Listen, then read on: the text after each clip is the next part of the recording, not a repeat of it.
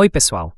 Hoje é domingo, 26 de abril de 2026, e eu tô aqui para falar basicamente sobre o que está acontecendo com o conflito no Oriente Médio.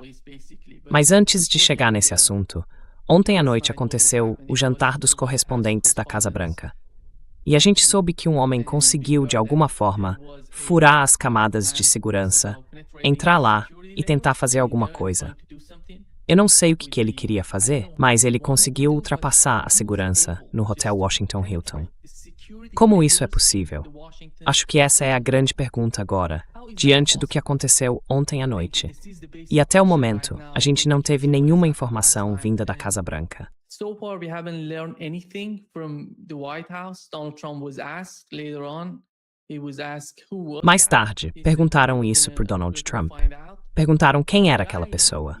E ele respondeu que ainda iam descobrir. Mas nas primeiras horas, a gente ouviu que o cara tinha sido morto, ou que de alguma forma tinham conseguido atirar nele. Só que não foi isso que aconteceu. Parece que o homem está sob custódia agora. Eles o prenderam. E eu não sei se vamos conseguir tirar alguma coisa dele, porque ele já tem um longo histórico com o Donald Trump e com esse tipo de tentativa de assassinato. E aqui está uma das testemunhas do que aconteceu ontem à noite. Veja o que ela disse sobre isso.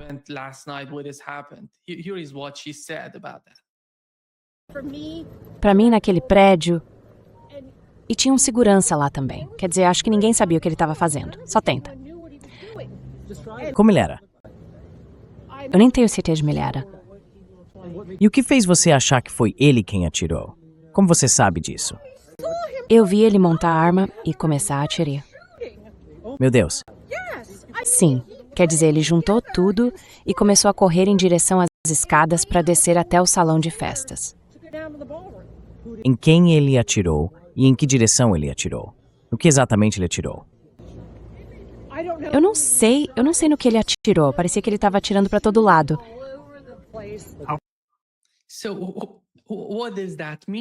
Então o que isso quer dizer? O cara que apareceu lá, ele não sabia o que estava fazendo? Ou será que ele já estava preparado para isso? Parece que, de algum jeito, não sei bem como chamar, mas é tipo uma operação de bandeira falsa. Será que é isso? Eles vão ser? Porque perguntaram para o Donald Trump se o Irã estava por trás disso. Ele disse que não acha que o Irã tenha nada a ver, mas também disse que as investigações estão acontecendo agora. Eles vão descobrir. Mas a gente chegou a saber quem era o primeiro atirador, aquele que foi morto antes do Donald Trump ser eleito. Essa é a terceira vez que alguém tenta. Se a gente assumir que dessa vez ele queria assassinar o Donald Trump, é a terceira tentativa de fazer isso.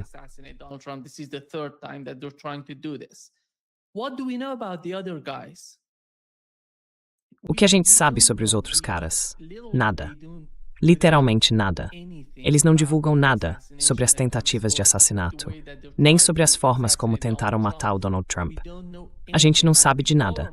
E o mais curioso é que o governo que está fazendo isso é o do próprio Trump. Não é um presidente democrata. Não é o Joe Biden, nem alguém como o Joe Biden. É o Donald Trump e a administração dele. Eles são os responsáveis e têm a obrigação de informar o público. Se esse cara queria assassinar o Trump, quem é esse cara? Quem está por trás dele? Eu realmente acho que isso é uma operação de bandeira falsa. O sujeito chegou atirando, sei lá, para todo lado, sem nem saber o que estava fazendo.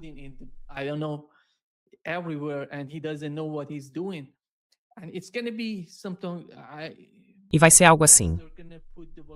No máximo, eles vão colocar a culpa em Cuba, no Irã, ou em alguém, como Donald Trump adora dizer, um esquerdista, um sujeito perturbado que apareceu querendo me assassinar. Esse é o tipo de história que, na minha opinião, eles vão divulgar no fim das contas. E a gente não vai aprender nada com isso. Como vimos no caso do Charlie Kirk, você lembra o que aconteceu no caso do Charlie Kirk? O cara com o Tyler Robinson foi capturado depois do assassinato. Eles apreenderam um fuzil e disseram que ele usou esse fuzil para cometer o crime. A gente teve vários podcasts aqui falando sobre isso, e o Larry Johnson, em especial, comentou bastante sobre o que aconteceu naquele dia.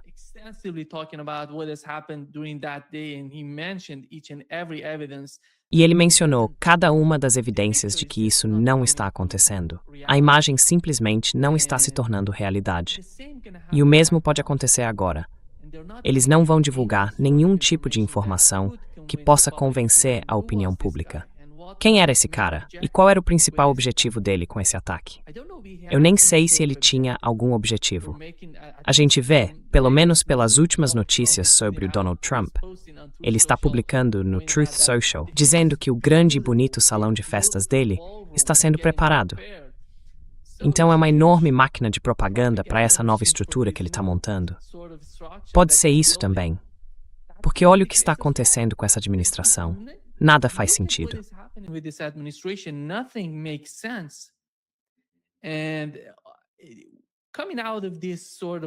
Saindo desse tipo de propaganda, não diria exatamente relações públicas, mas tentando encarar de verdade o que está acontecendo no Oriente Médio. Eu acho que o que aconteceu ontem com o ministro das Relações Exteriores do Irã é bem significativo. Ele anunciou que vai a Islamabad, depois a Moscou e mais adiante novamente a Moscou, porque disse que os vizinhos são a prioridade deles. Então, eles vão ao Paquistão porque o Paquistão recebeu uma mensagem dos Estados Unidos e está servindo como canal das comunicações mais recentes entre o Irã e os Estados Unidos, por meio do governo paquistanês. O Irã preparou uma carta, colocou tudo por escrito. Você lembra da última vez, quando J.D. Vance comentou que esse pessoal estava preparando novos documentos? These guys are preparing new documents, they're using ChatGPT and Eles estão usando o ChatGPT, e esse é o nível de comunicação entre o Irã e os Estados Unidos. Por isso, o Irã está tentando fazer o máximo para preparar um documento, tudo bem escrito, tudo no papel, entregar para Islamabad e depois enviar para os Estados Unidos, para evitar qualquer tipo de confusão. E aí, no mesmo dia, o Donald Trump anunciou que vai mandar o Jared Kushner, junto com Steve Witkoff, para Islamabad. Em poucas horas, ele disse que ia mandar os dois, e a gente viu a Karoline Leavitt aparecer, dizendo que eles já estavam a caminho, que estavam se preparando para ir para Islamabad e que tudo estava pronto para eles. Mas os iranianos disseram não, a gente não está pronto. And Iranians said, no, we're not prepared. We're not going to negotiate with the United States because the preconditions. Nós não vamos negociar com os Estados Unidos, porque as pré-condições ou as condições preliminares já não existem mais. Os Estados Unidos não estão preparados. A gente não recebeu nenhum sinal de que eles estejam dispostos a negociar de boa fé. Essa foi a experiência que os iranianos tiveram na primeira rodada de negociações diretas com a delegação iraniana em Islamabad. E agora, se você olhar a mídia iraniana, basicamente estão perguntando qual é o sentido de negociar com os Estados Unidos? Por que precisamos negociar com eles? Qual é o ponto central? É o programa nuclear do Irã? O enriquecimento de urânio?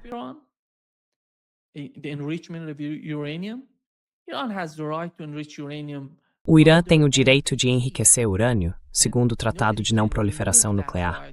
E ninguém pode tirar esse direito do povo iraniano. É assim que eles estão falando agora, no Irã. E o Estreito de Hormuz está fora de questão. Os Estados Unidos não vão conseguir pressionar o Irã para fazer algum tipo de concessão, para abrir mão do Estreito de Hormuz.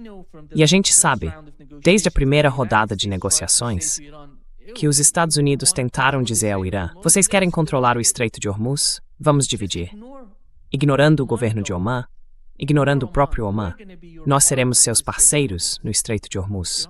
E o Irã respondeu: não, isso não vai acontecer. Essa não é a sua região. O Estreito de Hormuz pertence aos países que estão na região.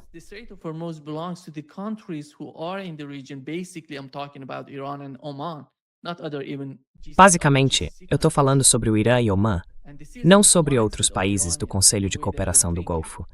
E esse é o jeito de pensar dos iranianos, a forma como eles veem as coisas. Então, qual seria o resultado de Jared Kushner, junto com Steve Witkoff, indo para Islamabad? Nenhum. Não faz sentido. Qual foi o motivo para esses dois caras irem? Basicamente, os iranianos consideram eles agentes israelenses.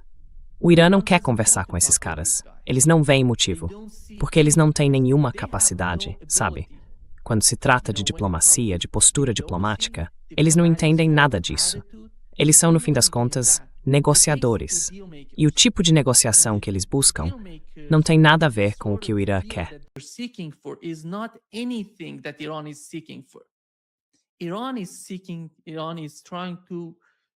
O Irã está buscando usar a diplomacia para negociar, para fazer um acordo com os Estados Unidos.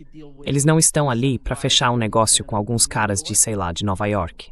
Não é assim que funciona. Não é desse jeito. Porque é só olhar o que está acontecendo com o caso da Ucrânia. A cada dia, a situação piora. O que eles conseguiram até agora com a questão da Ucrânia? Onde estão os pontos positivos desses dois caras? Então, não faz sentido negociar com Steve Witkoff e Jared Kushner. É isso que eu quero dizer. E a experiência deles com o J.D. Vance foi meio confusa, porque ficaram pensando, quem é J.D. Vance? Confusing because they're thinking, who's J.D. Vance? Is he gonna come in with the Ele vai chegar com tudo preparado? Ele está pronto mesmo? Ele sabe o que quer? Como é que ele pode negociar se precisa ligar para Washington, para Israel, a cada passo do que estão discutindo? Então os iranianos agora não veem isso como uma negociação de verdade. Porque ontem a gente soube que o Ararti deixou Islamabad.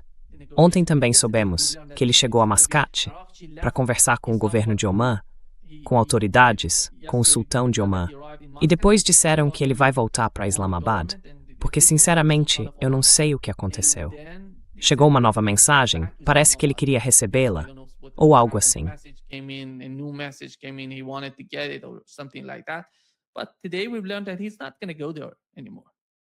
Mas hoje a gente soube que ele não vai mais para lá. Hoje a expectativa era de que, sabe, ele voltasse para Islamabad. Mas isso não vai acontecer. As últimas notícias dizem que ele não vai para Islamabad. Eu imagino que ele deve continuar a viagem mais tarde para Moscou para conversar com Vladimir Putin sobre os últimos avanços, ou melhor, não sei se dá para chamar de avanços, as últimas comunicações entre o Irã e os Estados Unidos. Então, a situação no Oriente Médio está ficando complicada, porque temos o bloqueio iraniano. Because we have the blockade of the Iranian blockade. The Iranian blockade was supposed to be, O bloqueio iraniano deveria ter acabado nas primeiras horas do cessar-fogo. 2 semanas de cessar-fogo. Os Estados Unidos anunciaram que teríamos 2 semanas de cessar-fogo. Disseram que as fronteiras seriam abertas e que não haveria guerra entre Israel e o Líbano. Mas enquanto a gente fala agora, os israelenses estão atacando o Líbano com aviões de combate, usando tudo que tem para demolir, para destruir tudo no sul do Líbano. Eles querem transformar o sul do Líbano em uma nova faixa de Gaza, destruindo tudo. Mas o Hezbollah não se tudo, nem atacando o norte de Israel.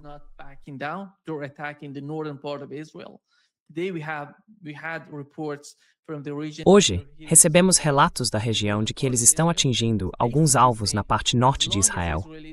E, basicamente, estão dizendo que enquanto Israel estiver no sul do Líbano, não vão deixar ninguém voltar para a parte norte de Israel. Essa é a posição do Hezbollah neste momento. E eles vão continuar com isso. Não tem nenhum problema com essa estratégia. Na minha opinião, Israel hoje está exposto. É o Israel mais fraco que a gente viu em décadas. Eles começaram essa guerra para destruir a cabeça do povo, para provocar uma mudança de regime no Irã, e fracassaram. E 2 dias atrás, o ministro da Defesa de Israel disse: estamos prontos para atacar o Irã. Estamos basicamente só esperando os Estados Unidos nos darem o sinal verde para atacar o Irã. Como é que você pode atacar o Irã?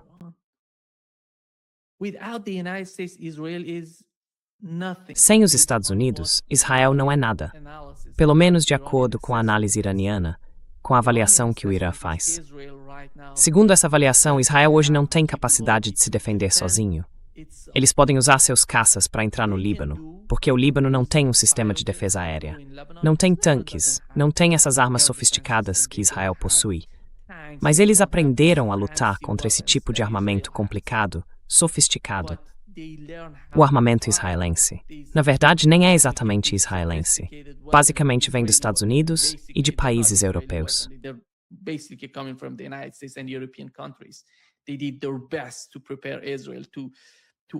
Eles fizeram de tudo para preparar Israel, para armar Israel, para destruir toda a região.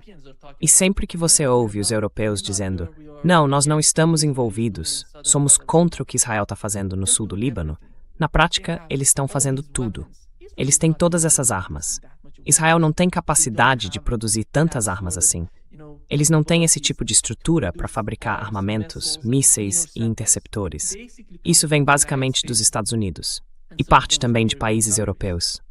Então a Europa faz parte dessa guerra. Eles não podem ficar de fora dela. Podem até usar esse tipo de discurso de que não apoiam Israel, mas quem é que acredita nisso?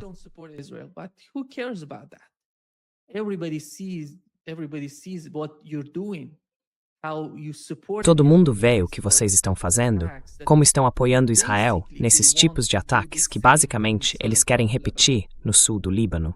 E isso não vai acontecer. O Irã não vai fazer um acordo, ou melhor, não vai chegar a um entendimento com os Estados Unidos sem o Líbano. O Líbano faz parte disso. O Líbano é muito importante para todo o eixo de resistência, a ponto de ninguém poder. Não é só sobre o Irã, é sobre a resistência iraquiana, é sobre a resistência iemenita, os Houthis e o Sahla no Iêmen. Todos estão conectados. Eu acho que a situação na Síria não vai continuar do jeito que está hoje. Israel não está satisfeito com isso. Israel is not happy with that. Israel wants, even Ben-Gvir said, let's assassinate. Israel quer. Até o Ben-Gvir disse, vamos assassinar al-Jolani, al-Shara, seja lá quem for, ex-comandante do HTS, cortador de cabeças. Israel não o quer. O eixo da resistência também não o quer. Então o único país que está apoiando ele agora é a Arábia Saudita. Na verdade são dois países, a Arábia Saudita e a Turquia. A gente ouve de alguma forma dos Estados Unidos que basicamente eles querem que ele continue lá. Mas ao mesmo tempo, sofrem uma pressão enorme de Israel e do lobby israelense dentro dos Estados Unidos, porque esses não querem ele lá. Eles querem destruir a Síria de algum jeito. Olha para a Síria hoje. Acabou. A Síria está dividida em 5 regiões. E o povo na Síria entende isso. Eles podem acabar dividindo o território.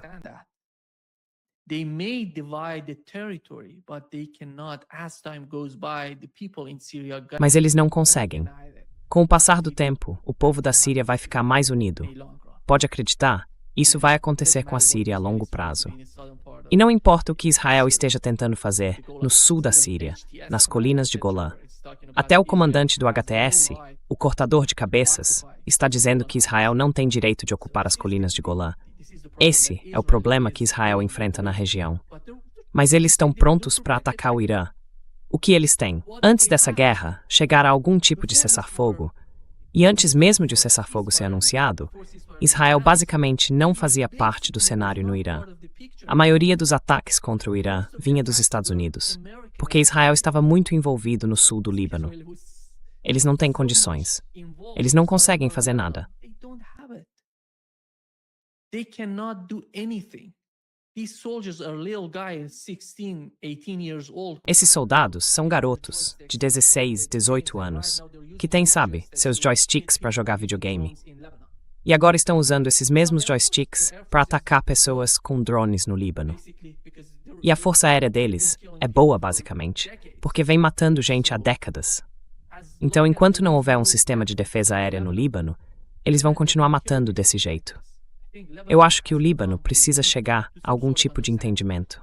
Em vez dessa briga que ele tenta criar entre o governo libanês e o Hezbollah, eles precisam, sabe, encontrar uma forma de conseguir ou construir algum tipo de sistema de defesa aérea, seja dentro do país ou vindo de fora. Isso vai acontecer. E no momento em que acontecer, é o fim para Israel. And the moment it happens, that's the end for Israel. Porque eles não podem simplesmente ir lá e, você sabe, bombardear tudo no sul do Líbano. A gente está caminhando, de certa forma, para esse momento. Eu não sei quanto tempo isso vai levar, mas por enquanto, o que eu diria é que o Hezbollah é capaz, mais do que capaz, de defender o Líbano nesse momento. Porque não se trata só do sul do Líbano, mas também do norte de Israel, e de como essas duas regiões vão se encaixar nesse jogo todo, nesse quadro maior do conflito entre Israel e o Líbano. E o Líbano vai vencer isso. Israel não vai entrar por terra. Se eles entrarem por terra, com esses tanques Merkava e o que mais tiverem, vão ser destruídos. Eles nem se comparam aos combatentes do Hezbollah. Não são tão bons assim. Hezbollah fighters. They're not that good. We've seen that so far. It's not just making some sort of claim. A gente já viu isso até agora. Não se trata só de fazer afirmações sem ter provas. A gente sabe disso. Esses são os fatos no terreno. E voltando ao conflito no Oriente Médio, eu acho que considerando o caso do Líbano, considerando o enriquecimento, o urânio enriquecido, ou o direito do Irã de enriquecer urânio em seu próprio território, o Irã não vai deixar o Líbano em paz. O Irã não vai, sabe, parar o enriquecimento de urânio. Vai continuar fazendo isso em solo iraniano. Eles não vão chegar a nenhum tipo de acordo com os Estados Unidos para encerrar o enriquecimento, o programa de enriquecimento iraniano. E o Estreito de Hormuz acabou. E o Estreito de Hormuz, antes dessa guerra começar, muita gente, eu conversava com vários amigos nossos aqui no podcast, talvez você se lembre disso. Many of our friends on this podcast, you may remember that. With Scott Ritter, with Professor Marandi, with Larry Com Scott Johnson, Ritter, no com o professor one Marandi, was com Larry Johnson, ninguém esperava o quanto o Estreito de Hormuz é importante. De certa forma, é inacreditavelmente importante. Hoje mesmo, não sei se você viu o que aconteceu no Japão. Eles estão recebendo um novo petroleiro vindo dos Estados Unidos, indo para lá. É um navio-tanque de petróleo. E só o fato de a chegada desse navio estar sendo coberta como notícia de última hora no Japão mostra a pressão enorme que o país está enfrentando agora por causa do Estreito de Hormuz. A Coreia do Sul está na mesma situação. Toda a Ásia Oriental, de alguma forma, está sentindo o impacto do que está acontecendo no Estreito de Hormuz. Asia somehow is feeling what's going on with the Strait of Hormuz. This is the global economy under pressure. This is not Essa é a economia global sob pressão. Muita gente tenta, sabe, comparar o que está acontecendo com a guerra no Irã ao que aconteceu na guerra do Vietnã. Mas não tem nem comparação.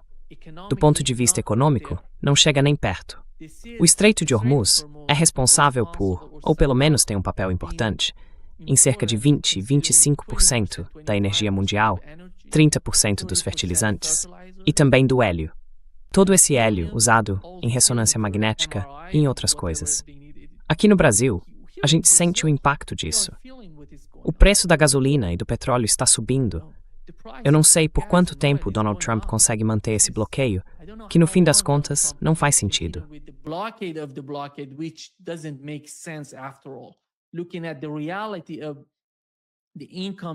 Olhando para a realidade dos navios que entram e saem, os petroleiros continuam indo e voltando do Golfo Pérsico. Os Estados Unidos não conseguiram colocar uma pressão enorme sobre a economia. Eles estão pressionando, sim, e a economia sente isso. Porque é importante lembrar que o país já vem lidando com esse tipo de crise há muito tempo. Isso não é novidade. É uma nova fase para a economia iraniana. Mas não é algo novo. O sofrimento que o povo sente por causa dessas sanções já dura décadas.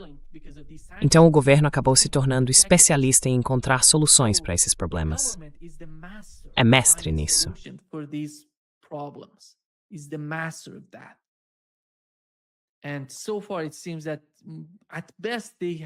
Até agora, pelo que parece, no máximo, eles conseguiram, sabe, evitar esse tráfego de navios para portos iranianos em algo como 5-6%, não mais do que isso.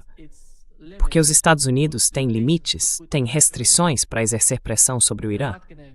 Eles não vão, sabe, cada um desses petroleiros é do tamanho de um porta-aviões. Então imagina como capturar um desses e mantê-lo em algum lugar no Mar da Arábia. E por quanto tempo dá para continuar com esse tipo de operação? Isso é sustentável? O Irã sabe disso. Isso não é sustentável para os Estados Unidos.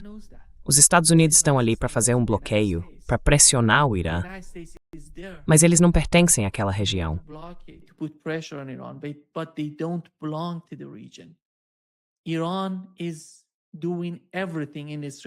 O Irã está fazendo tudo ali no Estreito de Hormuz, perto, sabe? É o próprio território dele. O Irã está lá. É geografia.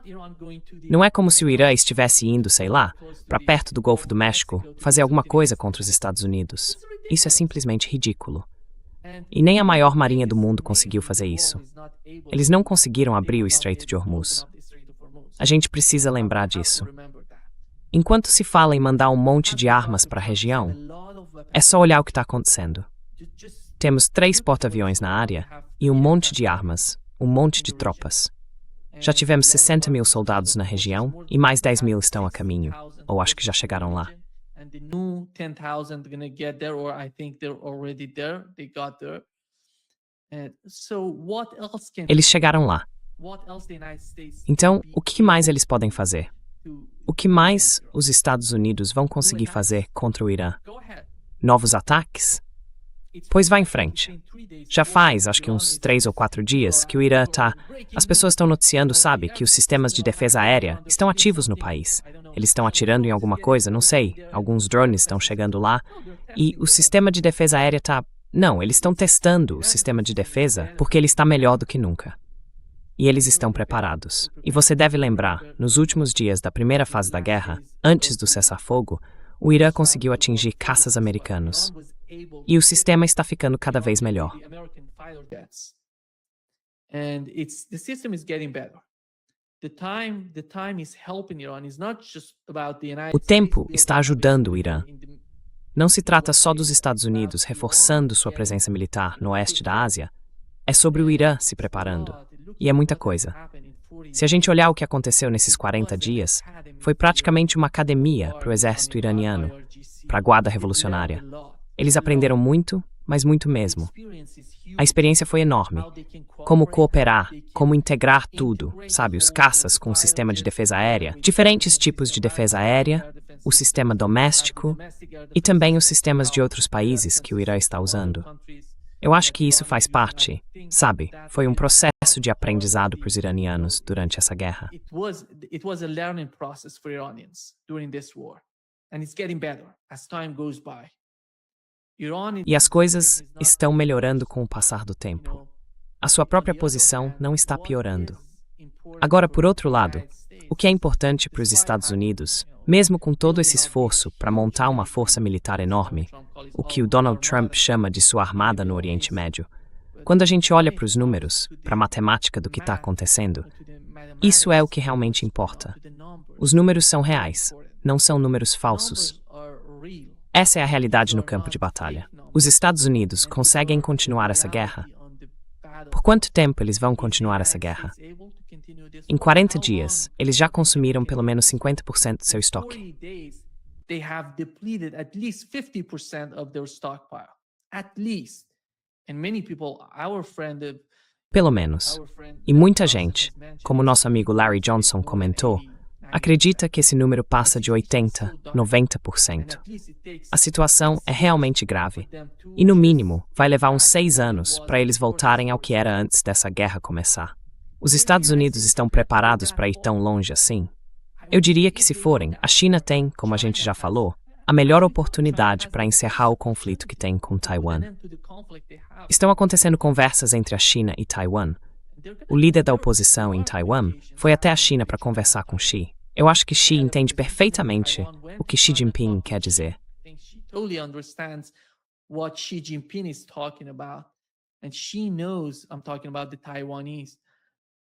E o Xi sabe, estou falando dos taiwaneses, o Xi sabe que se os Estados Unidos não forem capazes de defender os países do Golfo, eles não vão conseguir defender Taiwan de jeito nenhum. Eles não têm nenhuma base em Taiwan. Têm mandado muitas armas para lá, mas o que essas armas realmente significam? E Taiwan, no fim das contas, é uma ilha. Para a China, isso não é nada. É só olhar para o exército chinês e para a capacidade militar da China. Para eles, Taiwan não representa nada. Eu acho que se Taiwan for esperta o bastante para entender o que está acontecendo na Ásia Ocidental, isso vai ser um grande aprendizado. É só ver o que aconteceu na Ucrânia, depois o caso do Irã, e então olhar para Taiwan. Taiwan precisa entender isso. Taiwan should understand that. It's every grave our strengths. This is the way that it works. É assim que as coisas funcionam. E a guerra? Se a gente parte do princípio de que as pessoas entendem o que está acontecendo na Ucrânia e depois olha para a guerra no Oriente Médio, quem é que está fornecendo todos esses mísseis, interceptores, sistemas de defesa aérea? Quem está por trás disso, da guerra na Ucrânia? são os Estados Unidos. A Europa não tem nada para oferecer à Ucrânia. Tudo gira em torno dos Estados Unidos e da capacidade do complexo militar industrial americano. Então, quão capazes eles são? Na prática, a guerra no Oriente Médio, entre o Irã e os Estados Unidos, acabou interrompendo o fornecimento de armas, mísseis, sistemas de defesa aérea e interceptores que os Estados Unidos vinham entregando ao governo e ao exército ucraniano. The government to the Ukrainian army. So even Zelensky came out said Então o Zelensky veio a público e disse que sim, eles precisam de um complexo militar industrial. Ele mencionou que é um país europeu.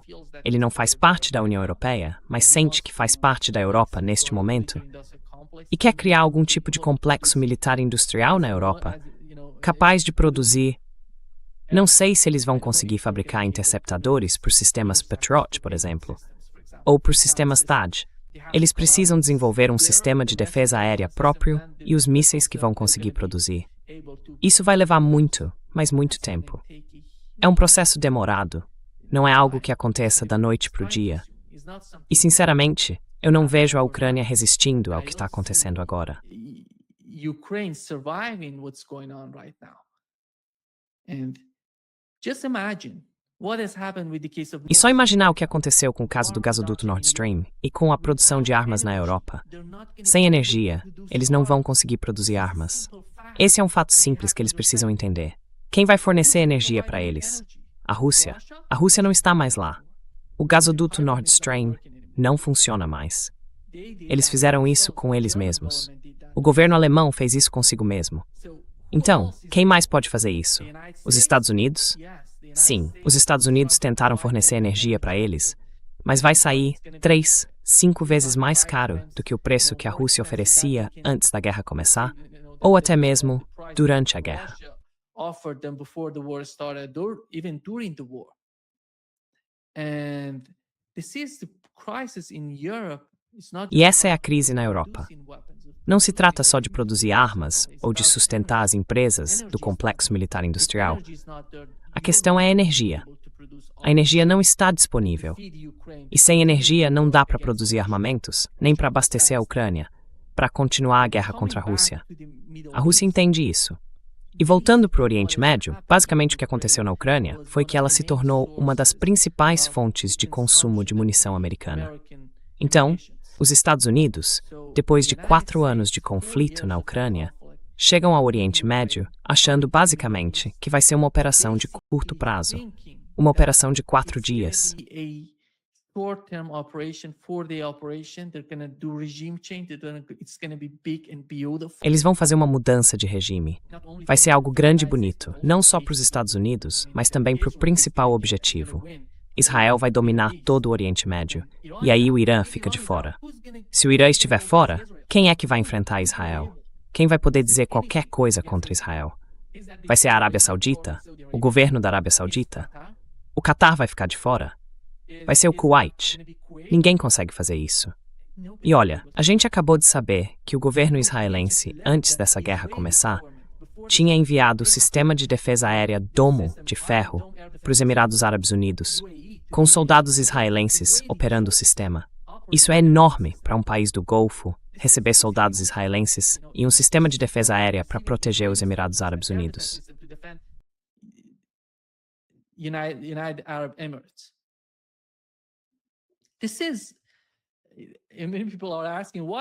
Muita gente tem perguntado por que o Irã ataca mais os Emirados Árabes Unidos do que ataca Israel.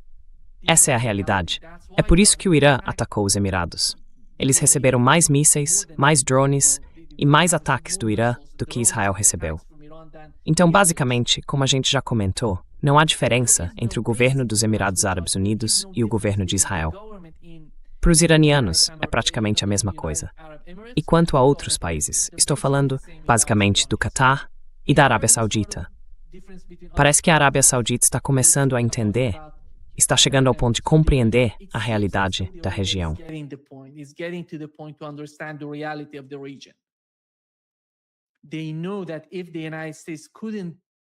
Eles sabem que se os Estados Unidos não conseguiram defendê-los dessa vez, dificilmente vão conseguir fazer isso em qualquer outro momento, pelo menos por agora. E se quiserem enviar armas e todo o resto, vão ter que passar basicamente por um dos principais pontos, um dos principais caminhos em direção à Arábia Saudita, ao Catar, aos Emirados Árabes Unidos, que é o Estreito de Hormuz. Nenhum navio militar, destroyer, porta-aviões, seja o que for, vai conseguir atravessar o Estreito de Hormuz. Isso encerra esse tipo de operação envolvendo o Estreito de Hormuz e o Golfo Pérsico. Eles não vão chegar lá passando pelo Estreito de Hormuz. E se no fim chegarem a algum tipo de acordo, vai ser algo voltado apenas para embarcações comerciais.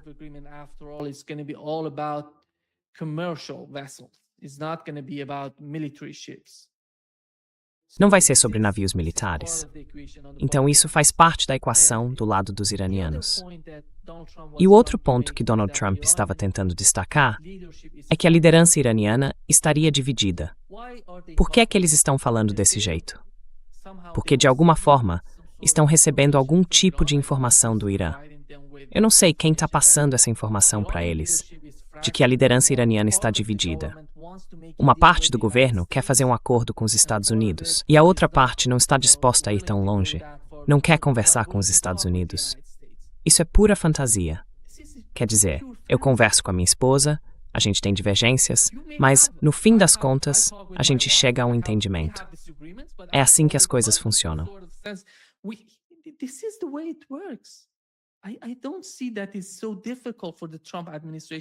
Eu não acho que seja tão difícil para o governo Trump entender o que está acontecendo no Irã.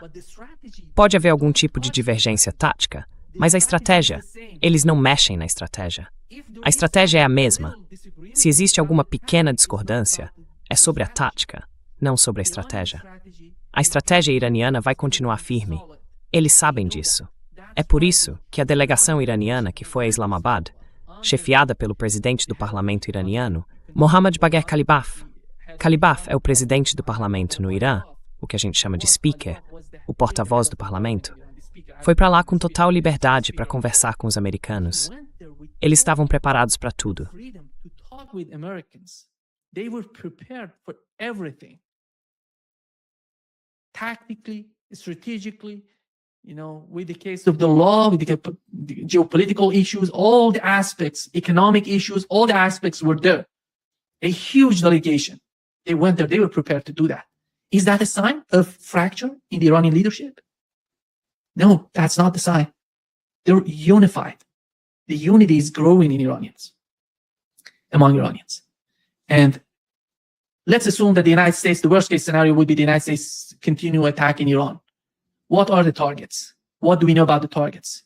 So just to predict what would happen, we have to look at the past, the past 40 days. What did they do? Were they able to destroy Iranian capabilities to produce missiles or drones or anything of that sort? Or air defense systems? No.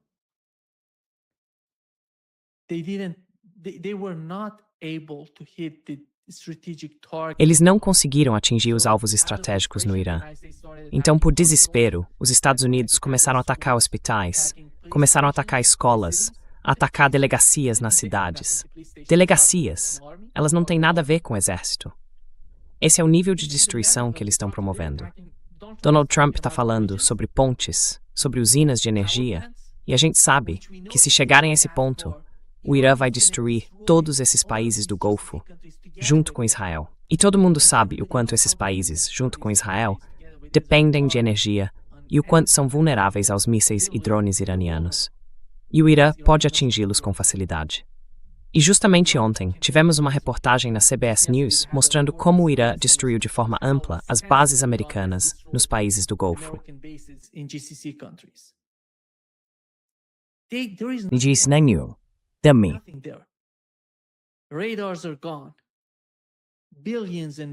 Os radares desapareceram. Bilhões e bilhões de dólares se perderam só nos primeiros dias da guerra. Na primeira semana, o Irã destruiu tudo nesses países. Israel não está em situação melhor agora. Os radares deles também foram destruídos. É por isso que o Hezbollah conseguiu atingir alvos no sul de Israel, conseguiu atingir alvos no sul e também no centro do país. Neste momento, enquanto a gente fala, eles estão basicamente concentrados na parte norte de Israel, que é no sul do Líbano. Eles queriam mais provavelmente efetivamente. Southern part of Lebanon, they wanted to send the message to Israeli government. It's not going to be about our population, the Lebanese. Não se trata da nossa população, do povo libanês, das pessoas que vivem no sul do Líbano. Os israelenses não estão atacando só a população xiita. Eles estão atacando também os cristãos no sul do Líbano. Ontem, ou anteontem, vimos vilas sendo destruídas por tratores israelenses. E são basicamente vilas cristãs. Eles estão destruindo painéis solares, tudo isso. Isso é o Hezbollah? Não, não é o Hezbollah. A guerra não é entre o Hezbollah e Israel. A guerra é entre o Líbano e Israel. O governo libanês tenta ignorar essa realidade. Até quando eles vão conseguir fazer isso? Eu não sei, mas eles vão acabar desmoronando. I don't know, but they're going to collapse. If they continue with this sort of attitude, they're going to collapse. Se eles continuarem com esse tipo de atitude, vão acabar desmoronando.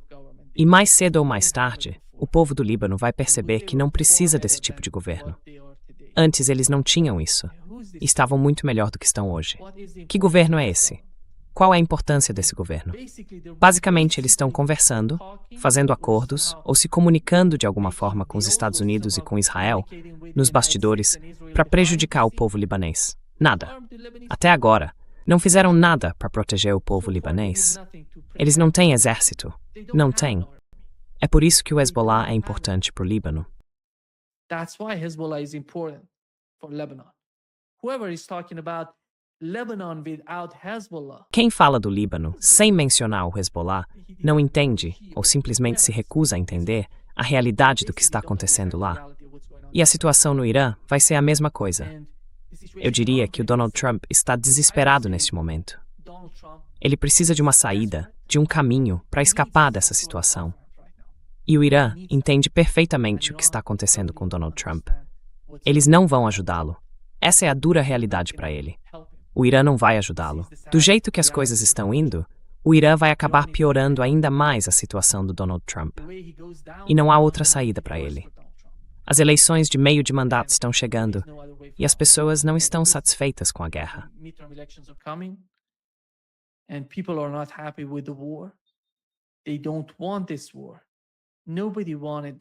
Eles não queriam essa guerra. Ninguém queria essa guerra. O Irã não queria essa guerra. O Irã fez de tudo. O Irã negociou com Donald Trump. Imagina o que aconteceu. Eles estavam negociando com os iranianos e começaram um ataque surpresa contra o Irã. Assassinaram os comandantes no Irã. Olha o que Donald Trump fez desde o primeiro dia. Olha como Israel vem se comportando desde que Donald Trump assumiu o poder nos Estados Unidos. Eles não veem mais nenhum tipo de limite agora. Fazem o que querem. Forçaram os Estados Unidos a entrar nessa guerra. Convenceram o presidente dos Estados Unidos de que ele teria que ir, que seria ruim mais rápido. Uma operação de 4 dias.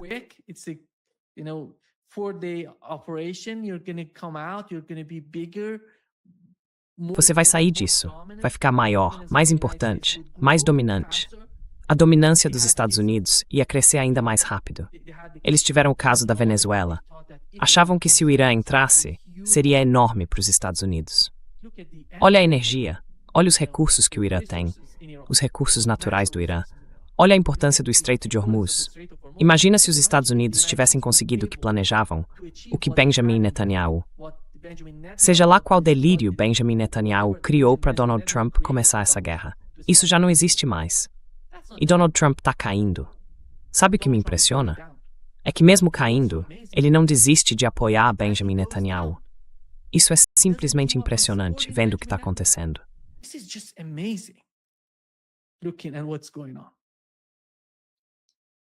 And I think E eu acho que a saída para o Donald Trump e para os Estados Unidos seria ver como eles podem alimentar a grande mídia, basicamente a Fox News e esses veículos mais próximos do governo.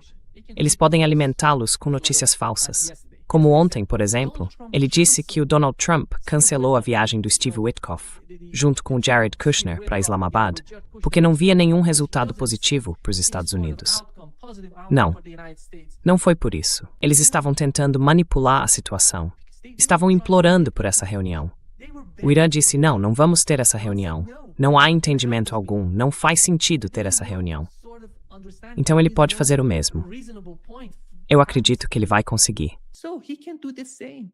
I believe he's going to be able. This is the off-ramp for Donald Trump. I offer him. Essa é a proposta para Donald Trump. Eu ofereço a ele o seguinte: se quiser colocar um fim nisso, vá até o fim. Vá em frente. Alimente a Fox News do mesmo jeito que você tem feito até agora. Eles estão mais do que prontos para fazer isso por você. Porque essa nova rodada de guerra não vai te ajudar. Vai piorar. Nada vai melhorar. E assim que essa guerra acabar, vai ser melhor para todo mundo, eu diria para a humanidade. A gente não precisa disso. A gente não precisa dessa guerra. A gente nunca precisou dessa guerra. Essa é uma guerra escolhida por Donald Trump. É uma guerra de agressão que está matando civis iranianos, o mesmo povo que ele disse antes da guerra começar que iria libertar. E ele matou muitos deles em 40 dias. Muitos mesmo. E essa é a realidade para o povo iraniano. And that is the reality for the Iranian people. But the other reality for Iranian people that they know that Mas a outra realidade para o povo iraniano é que eles sabem que a única forma de sair dessa guerra é no campo de batalha. Eles realmente sentem isso. Eles pensam: vamos lutar essa guerra até o fim. Até o fim. E eles sabem o que esse fim significa. Eles têm tudo muito claro na cabeça, como tiveram desde o início dessa guerra. Quando a guerra começou, o Irã já tinha sua estratégia. O Irã não entrou nessa guerra de surpresa. Não foi um ataque inesperado nessa segunda fase do conflito. O Irã aprendeu. Foi um processo de aprendizado para o país, lá em junho de 2025, quando a guerra começou, naquele ataque surpresa. Aquilo foi, de certa forma, um choque para os iranianos, e eles aprenderam muito durante aqueles 12 dias de guerra. Depois, chegando a essa segunda fase, nesses 40 dias de conflito, eles estavam mais do que preparados. A estratégia, eles reformularam, reapresentaram tudo.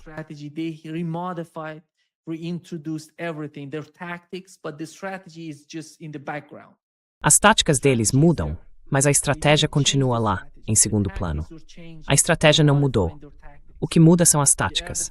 Eles estão ajustando as táticas com o sistema de defesa aérea, com os caças. Sabe o que é impressionante? Nos relatórios da CBS News de ontem, sobre o caso da destruição, ou da forma como o Irã destruiu as bases americanas nos países do Golfo, disseram que o Irã usou caças F-5 nessas operações. Antes disso, falava-se em Su-24. Disseram que o Irã tinha usado Su-24 nas operações.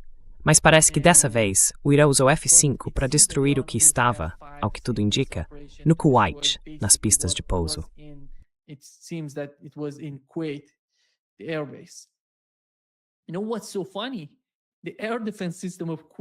Sabe o que é engraçado?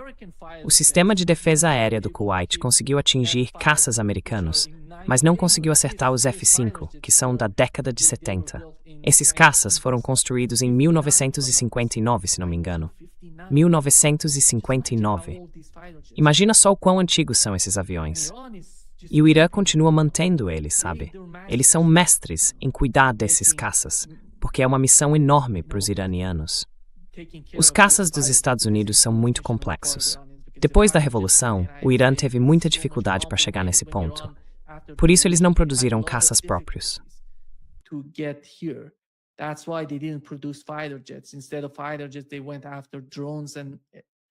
Em vez de caças, eles foram atrás de drones e mísseis.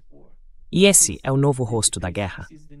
É a nova geração de guerras, um novo nível de conflito. Não é algo como a Segunda Guerra Mundial. Isso é novo. Com drones e mísseis, você entra basicamente no sistema de defesa aérea. E o que está acontecendo, na minha opinião, é que o Irã está se preparando para a guerra.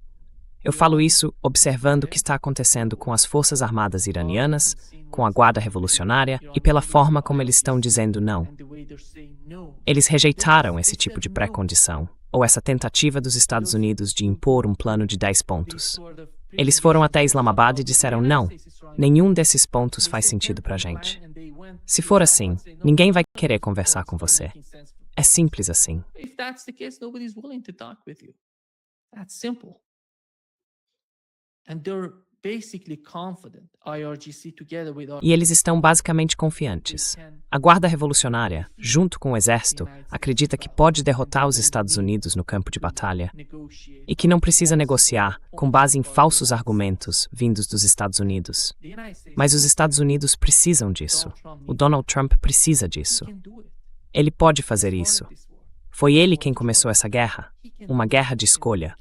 Ele pode mudar a retórica, pode alimentar a grande mídia do jeito que quiser, dizer, eu estou vencendo, eu venci essa guerra e saí dela. Essa é a saída para ele. A saída não está no Irã, está nos Estados Unidos, está nas mãos do Donald Trump. Está na forma como ele tenta apresentar isso para Fox News. Essa é a saída do Donald Trump.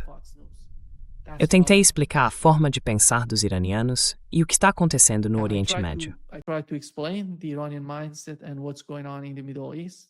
I think we're going to get back this false. Eu acho que a gente vai ver de novo essa operação de bandeira falsa contra o Donald Trump.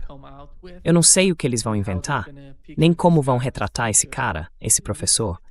Ele tem 31 anos e vão colocar alguma coisa nas costas dele. Mas pelo que parece, não foi nada sério. É uma grande propaganda para essa nova construção dele, o salão de festas. E é uma bandeira falsa, como a gente já viu até agora. Vamos ver o que vai acontecer. Muito obrigado por estar comigo hoje. Eu tentei explicar da melhor forma o que eu sinto. Eu vejo o que está acontecendo, vejo a realidade, os fatos no terreno, lá no Irã, e o que estão dizendo por lá. Porque a gente precisa entender que uma parte desse conflito envolve o Irã, assim como vimos no caso da Rússia.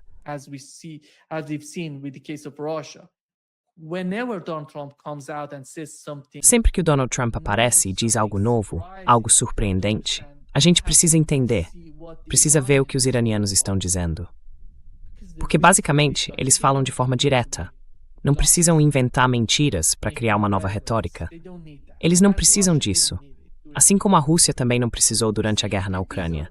Eles dizem, essas são as condições, esses são os pré-requisitos, essa é a base das negociações, e vamos negociar. O Irã tem a mesma lógica. Eles não mudam isso todo dia, a cada minuto, lançando uma nova retórica. Eles não precisam disso. Eu acho que o Donald Trump entende a saída dessa situação melhor do que qualquer um, como eu já mencionei antes. Muito obrigado. Thank you so much.